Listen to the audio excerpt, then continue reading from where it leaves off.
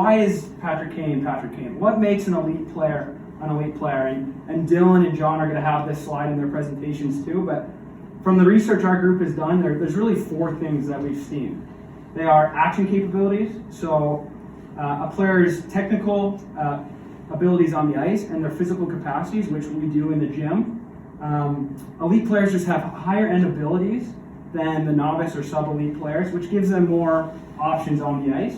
The next is perceptual attunement. So the ability for players to perceive and pick up information in the environments they're in, which the elite players, they can pick up information quicker and more important information that leads to better decisions, okay? And that's something we believe we can improve. The next is clear intention or game intelligence.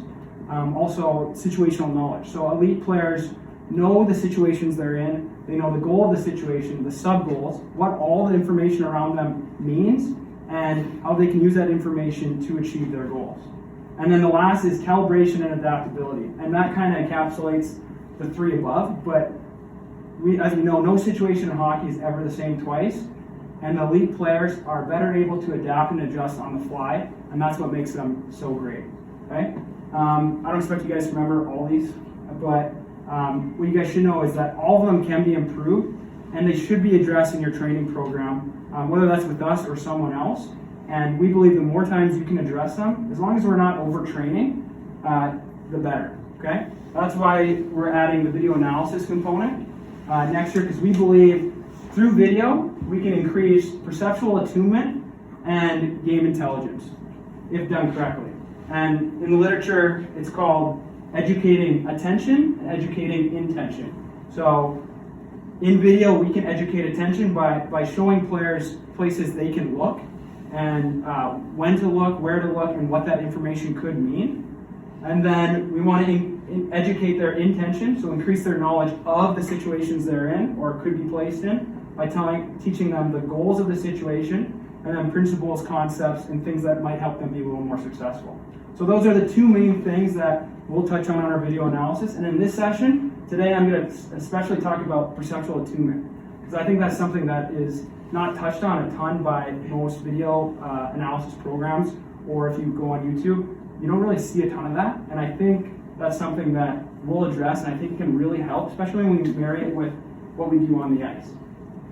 And then the last thing, and if you take anything from these presentations, at least mine, I want it to be this one. So elite hockey players are better hockey problem solvers. So what these 4 things mean is elite hockey players are better hockey problem solvers. And then if that's true, then, well, how do we create better hockey problem solvers? And we believe that that has to come through education and experience. And on the education side, we are, in our video analysis sessions, are going to study real hockey problems. Okay, so we're not just going to watch highlight goals or the things that get posted on Instagram, like the big hits or the saves. We're going to break down actual situations and the details within those situations with a big focus on educating attention and educating intention. And that's what Brian was talking about when he was talking about Patrick Kane's high amount of knowledge of the game. Okay, that's what we're doing with our video analysis. And then on the experience side, John is going to talk about that next, but that's practice, okay? We want to have our hockey players solve real hockey problems in practice. And I emphasize hockey on purpose. We want them to make hockey decisions. So we're not just going to set up cones or props on the ice and have them go through a set pattern where it's the same thing every time and there's no variability. We want to force them into situations where they're forced to make realistic game decisions. So the situations we'll set up are going to look, feel, and act like hockey. So what they're perceiving and what they're deciding and acting upon is game realistic, okay? And that, we call that knowledge in the game, okay? So we got knowledge of the game and knowledge in the game, and our goal is to combine the 2. So what the literature says is, doing video alone, it's good, but there's not great transfer directly into a game. And then doing practice alone is great, but it takes a lot of time. So if you marry the 2, and they're combined and they relate to each other, well, then we can really accelerate learning, okay?